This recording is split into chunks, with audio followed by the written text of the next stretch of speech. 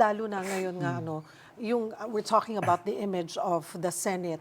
Gaano kadelikado sa imahe po makakadagdag dito sa imahe, sa negative na imahe po ng Senado na tila nagiging political safe space ito para kay Senator Bato. Kasi nga, pinrotektahan yung parliamentary protection na sinasabi.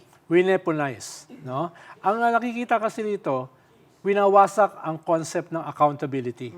Clearly naman, crimes against humanity ito Hindi naman tubagan siya Tapos, protektahan mo. Ikalawa, impeachment. It's also about accountability.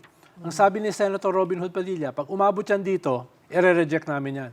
Unconstitutional yun Hindi pa alam ng mga senador, pwede silang makasuhan for dereliction of duty. May parusa yan At kung hindi nila tatanggapin yung impeachment, pag inakyat yan today or tomorrow ng House, dereliction of duty yun dahil labag yun sa konstitusyon.